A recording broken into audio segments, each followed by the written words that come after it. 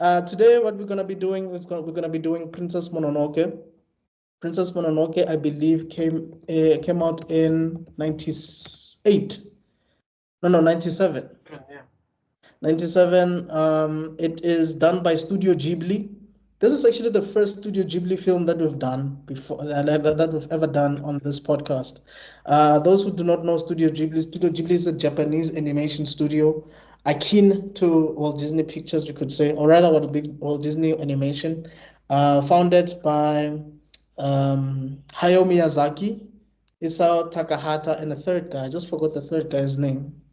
But they have basically done award-winning animated projects. Spirited Away. They've done The Boy and the Heron, which came out I think last year, also won an award. And they've done like a lot of things. One of the most famous ones that they've done is called My Neighbor Totoro.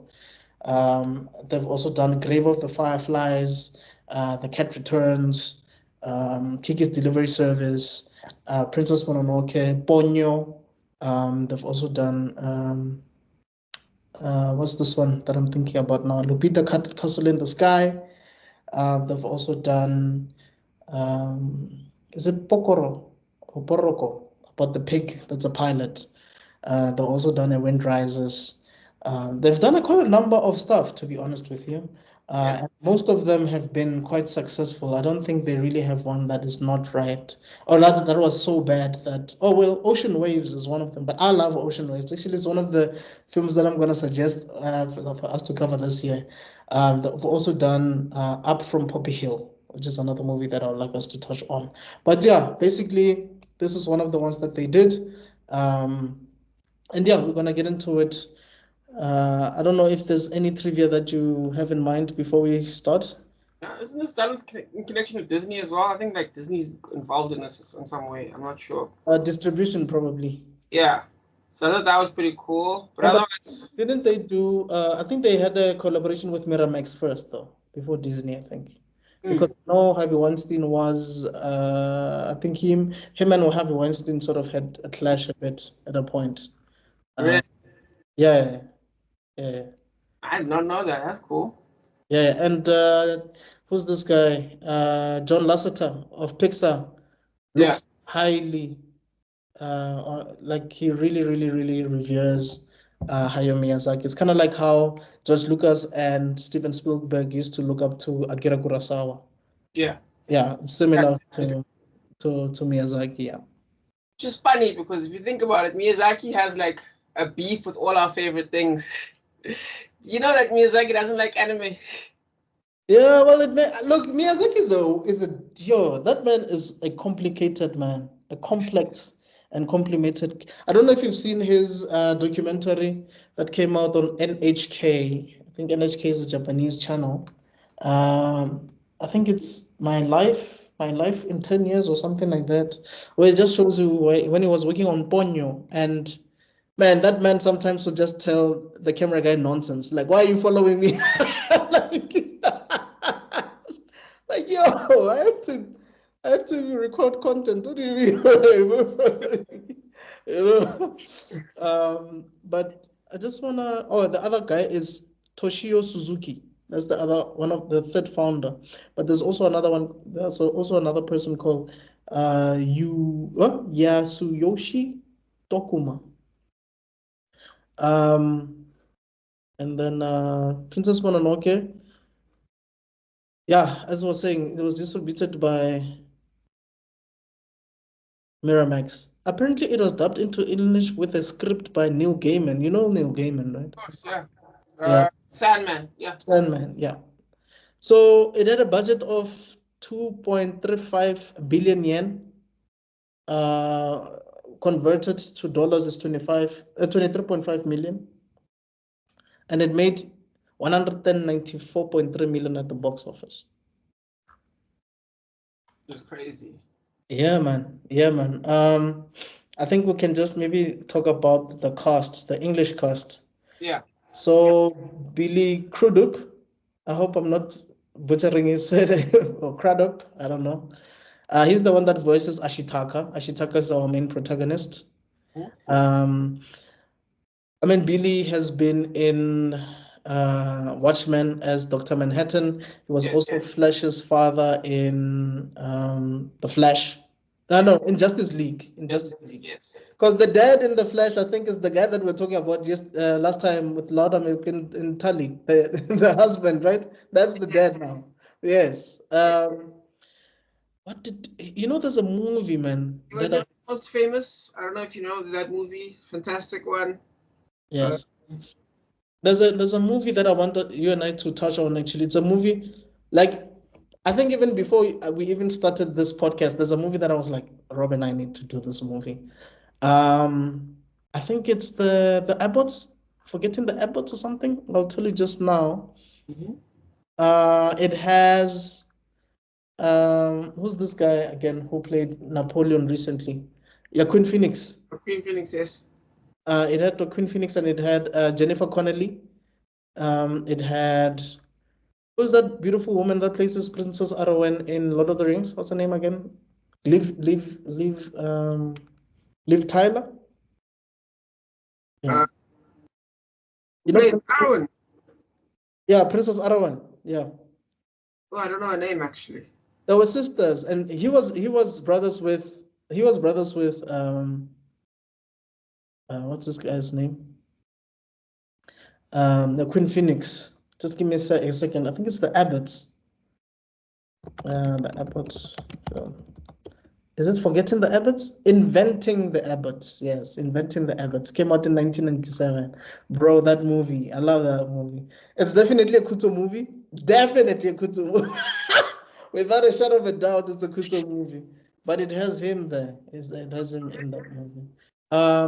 He was also in Mission Impossible 3. Yes, that's something I know, yeah, definitely. Alien Covenant. Absolutely. And then he was also in. Did you mention Big Fish? No, I didn't mention Big Fish. Eat, Pray, Love.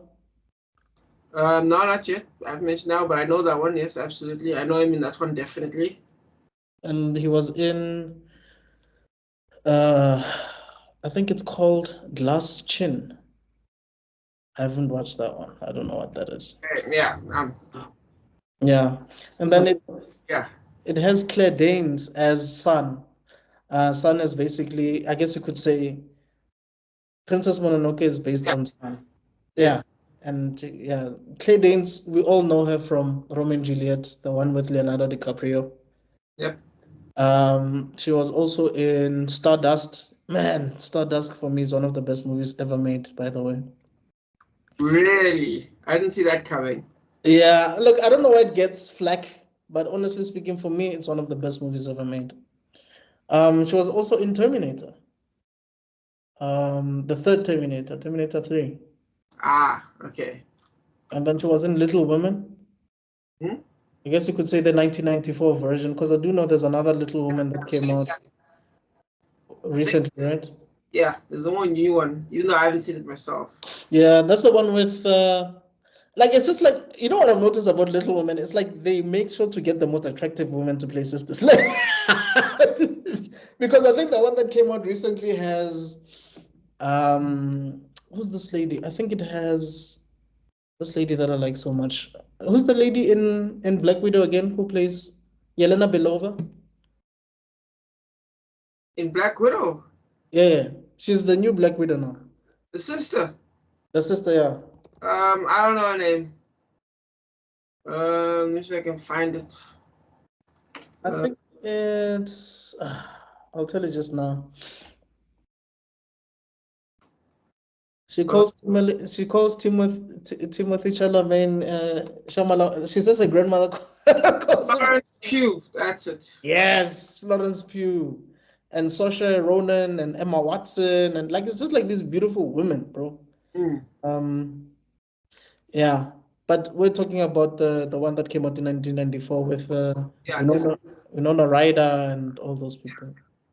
Well, another good one she's in is Les Mis. I think she plays the daughter, I think. What does she play in Les Mis?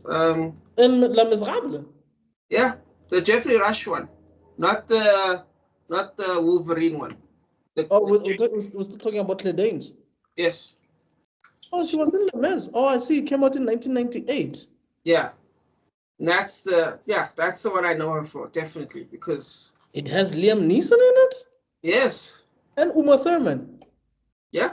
And Geoffrey Rush? As the officer. Yeah. Dude, you always come up with like movies that I didn't know existed. Like, wait, is this a musical as well, or is this?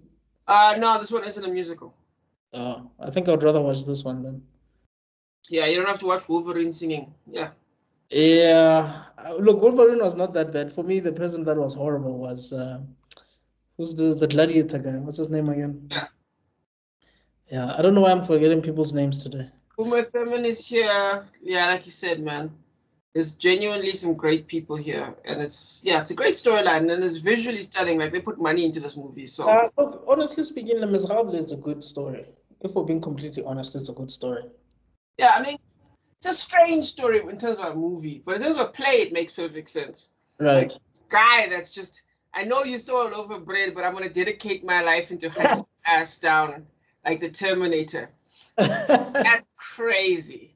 Yeah, yeah. I mean, you could say something similar about Stardust, because Stardust is about events that happened before the main character is even born, because obviously his parents had to meet up, because one of them is from another place, and they have him. Then he goes to the place where his is it? Stardust is also a style where it's like that I don't want to say it's not. I would say the way it was filmed was almost. It makes more sense as a book, I'm sure, or even a play than a movie, in my opinion. I know you like there's strange things where you're like, huh, it's still better than the other one. What is the other one called? The one with because remember there were two of these types of movies that came out about the same time. The one had Daniel Craig in it with the polar bear.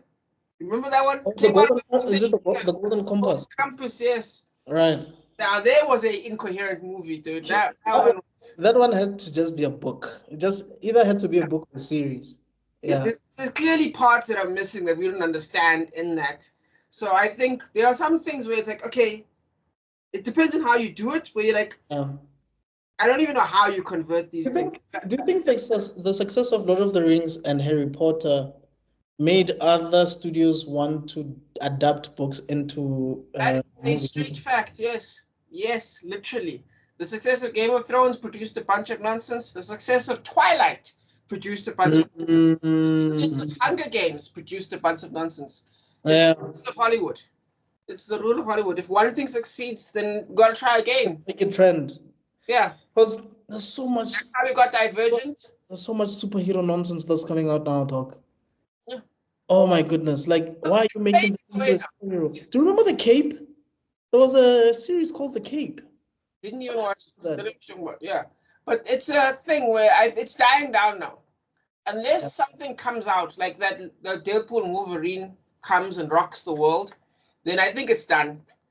Yeah. I legitimately think if Wolverine and Deadpool is a bad movie, it's done. Superhero movies are going to take a back step. Because even animation is tanking now. I don't know if you've noticed, but you know those 3D animated projects that used to come out, like a story and whatever. Pixar has been flopping time after time now. Even Disney with this whole love adaptation of animated projects, like The Little Mermaid, I think it didn't do so well at the box office. It didn't. It don't get me wrong, it made money, but it wasn't $1 billion. It should have been $1 billion. It was like 700 million. Was it 700 million? I think it was. Was it a box office failure though? I don't think it was. No, it wasn't a failure. But the thing is, by definition of Disney, it's a failure. How does Lion King make $1 billion, but then Little Mermaid makes 700 million? How's that possible? Right. Right. And I think Aladdin also made $1 billion, but then Little Mermaid doesn't. It's crazy. Beauty and the Beast made $1 billion, over $1 billion. I remember. Yes, that's again following the same formula you mentioned. 569.6 million at the box office. Do you understand how terrible that is for a Disney? Nobody talks about Dumbo, by the way.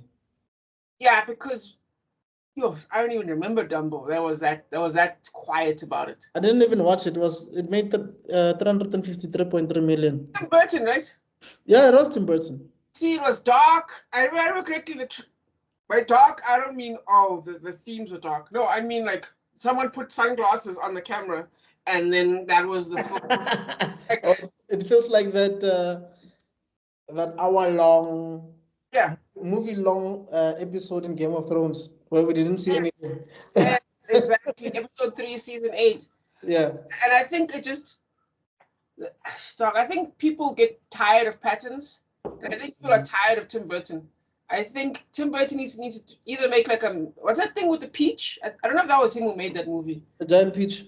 Yes, I don't know if that was Tim Burton, but he needs to make something colorful like that again. I'm glad you mentioned Tim Burton because I wanted to say that Sweeney Todd, I think for me, is also a movie that shouldn't really be a movie. It seems like it looks great as a play, but not Yeah, that necessarily. is 100% a play, definitely.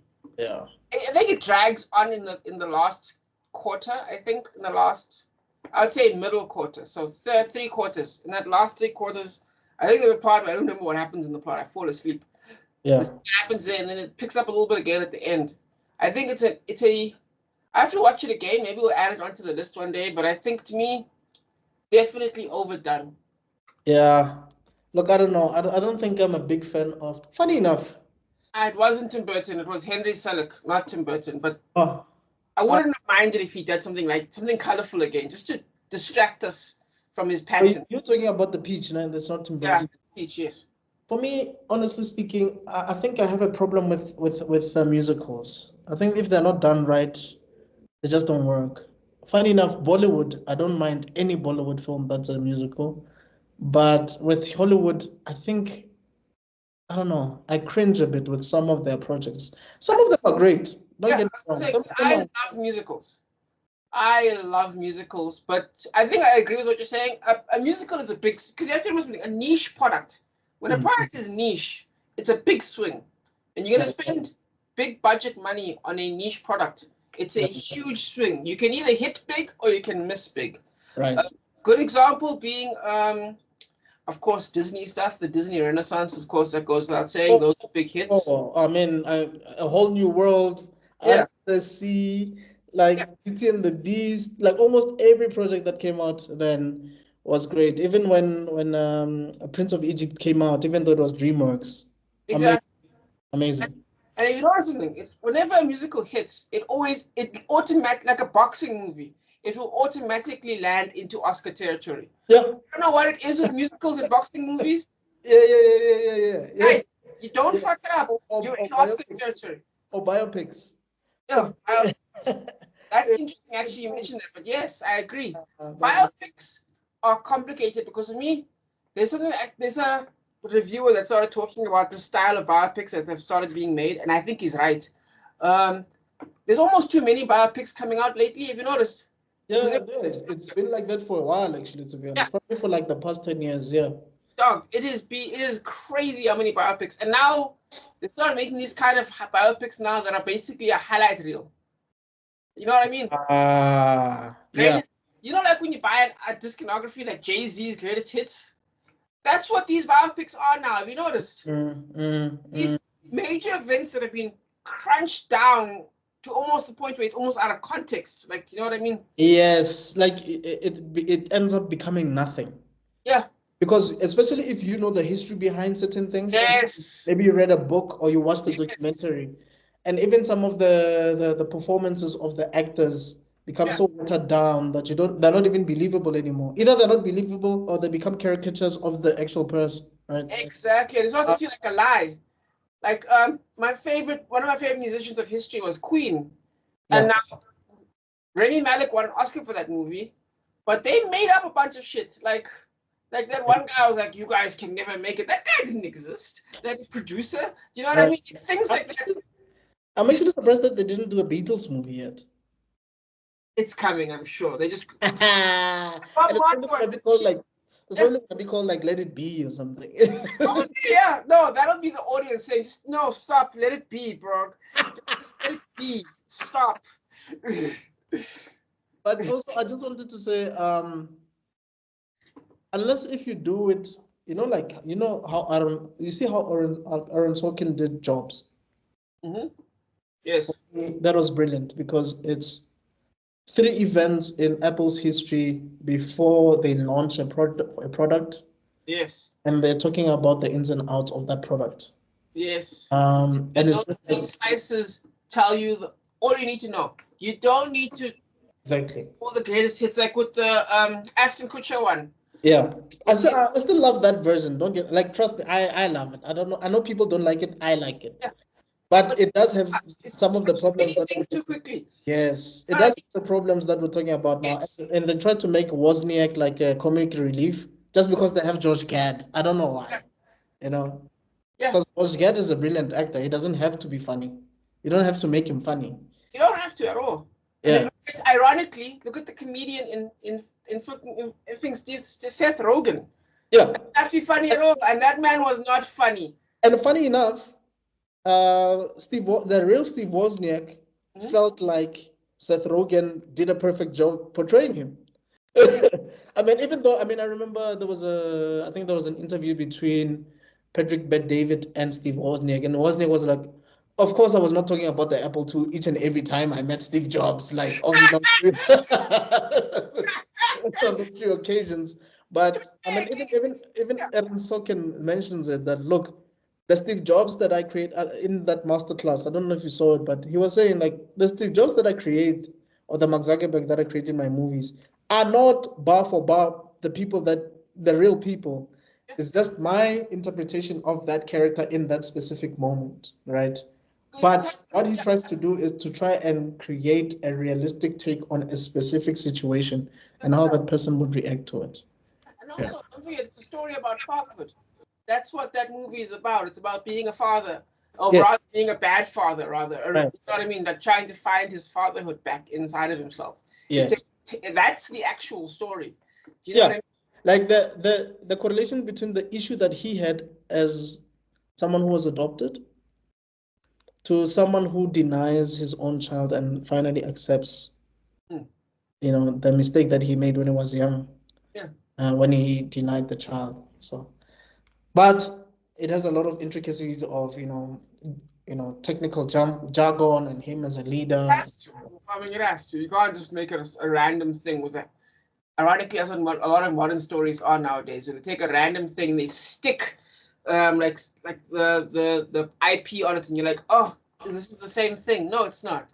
Like you need the technical details to make the story work. Yeah. You can't just say it's a story about fatherhood and being adopted and all that stuff, and then be like, by coincidence, Steve Jobs. No, it has to be interlinked.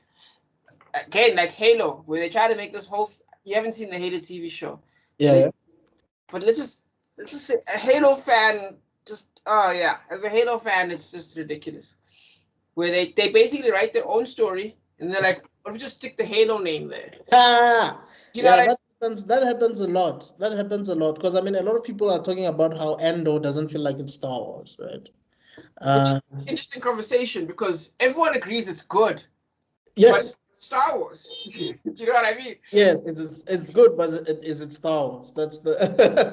I think that's actually an interesting conversation because we keep having these arguments where, yes, we all agree it's bad, but is it Star Wars? Can we finally have some more good shows and then discuss it afterwards? You know what I mean? Right.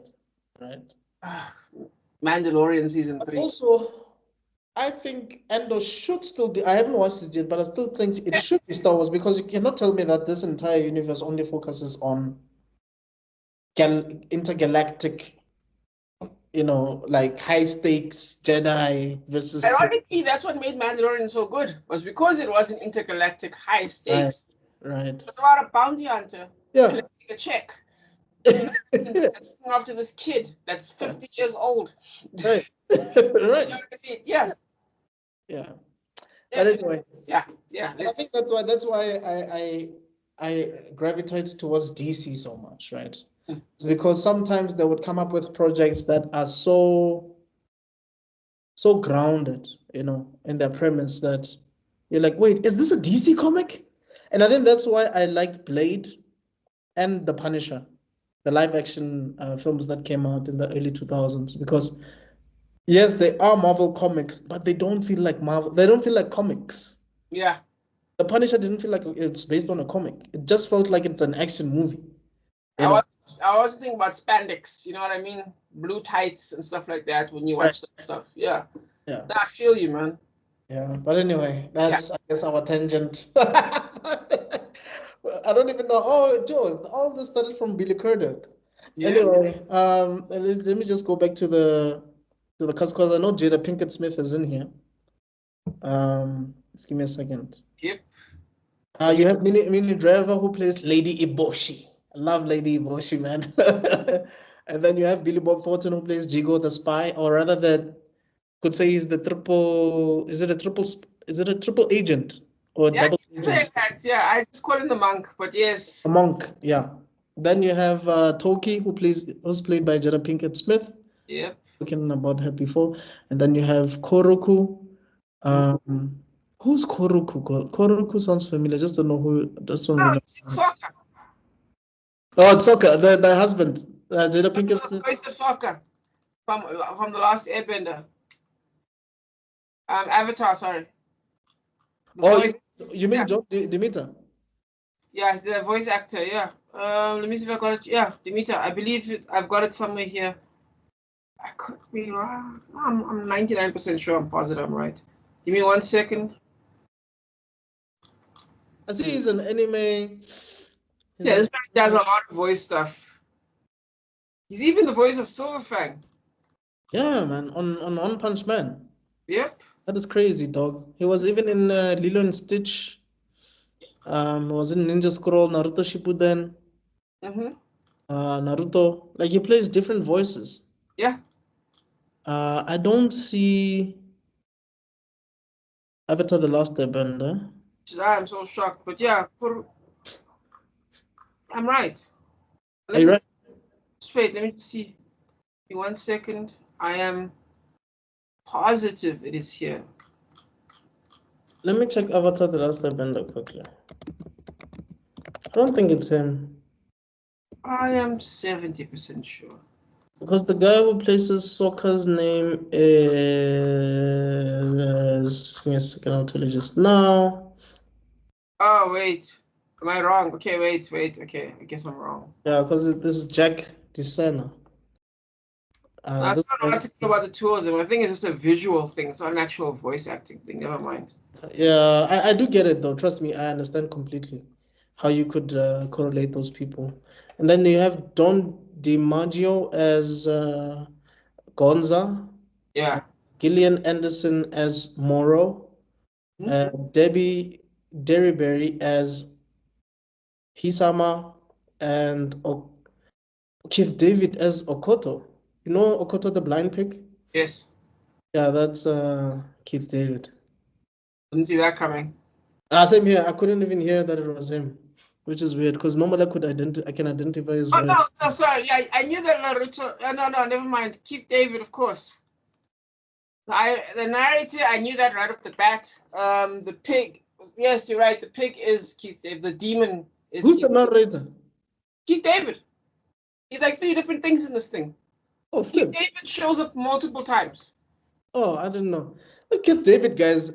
We need to give him like the Mufasa role now, because I think he even played Mufasa at one of these. I think it was like maybe the animated series of maybe in House of Mouse, because there's no way you can't give this man such an iconic role like Mufasa. I mean, like I think I've mentioned this in the past that the next best person after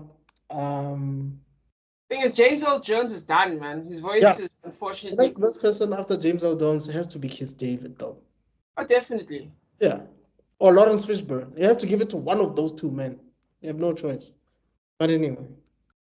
That's a tricky one. That's a tricky one.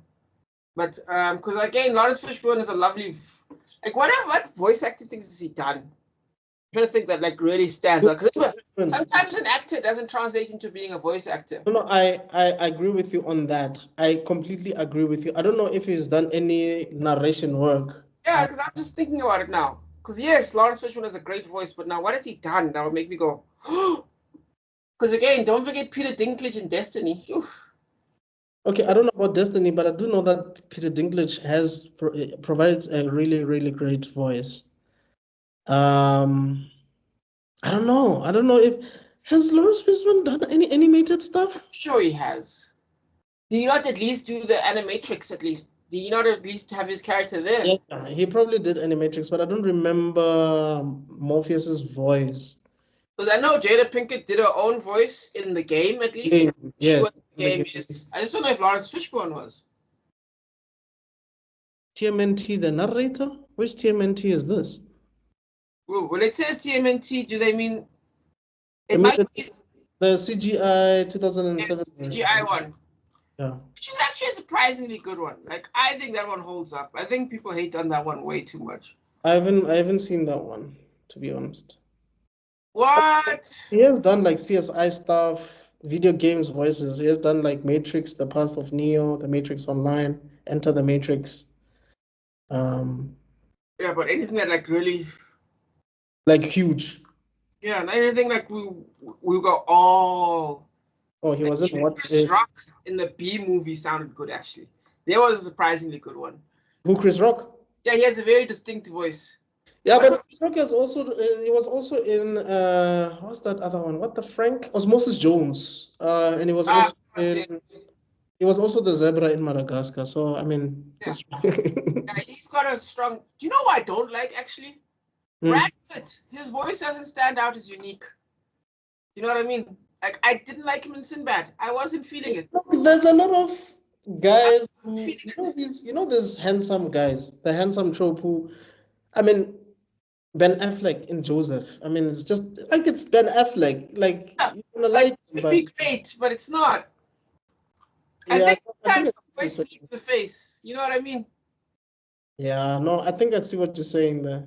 I mean, he was in Kumba, but I don't think it was huge. Yeah, nothing that I'm thinking of that goes, oof, you know what I mean? I just think that's interesting. Look, it could be an interesting take, but obviously Keith David would be the first choice. Let's just put it like that. Keith David right off the bat. And let's not forget about Static Shock. LeVar, what's his name again? No, that's not LeVar Burton. LeVar Burton, yeah, you're talking about Kunta Kinte. No, we're talking about Phil Lamar. Phil Lamar. There we go. There's always an L somewhere. There we go. Yes. And it's too bad Uncle Phil is dead, because who doesn't like his shredder? If you don't like his shredder, then there's something wrong with you. Because his voice actually went with the theme song. If that makes sense. I'll get you next time, turtles. Kind of sounds like Teenage Mutant Ninja. It fits. It fits. Oh my god. Anyway. Yep. Yeah, man. I think we can get into it, unless if there's anything else you want to mention. Oh, actually, no. There's a fun addition to what you said about the beef with the Weinsteins, with Harvey Weinstein. Yeah. When okay, let's see. I'm gonna read it out. The katana thing. Oh yeah, I was gonna say that. Yeah, they sent him a katana with the words "Do not cut." Yeah. Yeah, because basically, to give people context, Harvey Weinstein wanted to cut some scenes out of the. And I realized one of the air. Ironically, the one you were talking about, that air in the wind or whatever, Valley of the Wind. Nazca, the Valley of the Wind. I didn't mention that one. Yeah, but that's the one, because that's the first film that came out from Studio Ghibli. We're not gonna count Lupin the Third, the Count of Cagliostro or something, because that was pre Studio Ghibli. But yeah, the Nazca, the Valley of the Wind. They had an issue with it. Actually, it was cut out.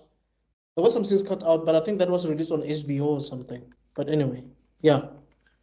That was interesting. It was an interesting way of Miyazaki saying, hey, leave it as is. Yep. That thing. Have you seen? I've actually watched this movie yet. I need to, because I love the trailer. Graphic. Have you seen the 3D version that they made? There's a 3D version? Yeah. It looks visually incredible.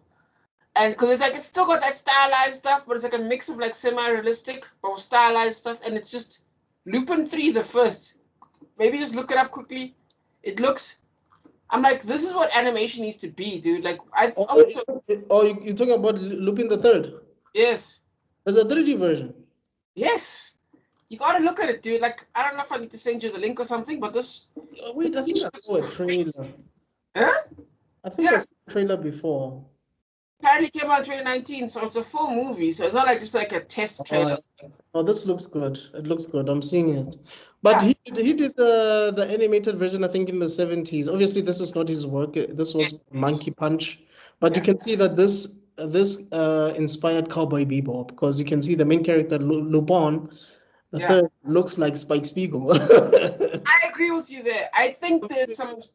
I And almost obviously, this came out way before Cowboy Bebop. yeah, but at the same time, I feel like because that is one doesn't have to lead directly to the other. But remember, there was also that style. Because remember, Astro Boy also fits in that time period as well. And Right. I love how I'm sure if you could actually take the time, you could actually be able to see every decade of art style and how it evolves. Yes. Just Because looking at Dragon Ball Z alone, yeah. Because obviously, when Astro Boy came out in the 60s, I believe, the animated series. Yes. Basically, what Osamu Tezuka was trying to emulate Disney because he was heavily inspired by Disney at the time. Mm. Yeah. But yeah, that's already an hour and a half. So let's. I say this is gonna be the movie's gonna start being the shortest part of our things. So Yeah. let's just jump straight in.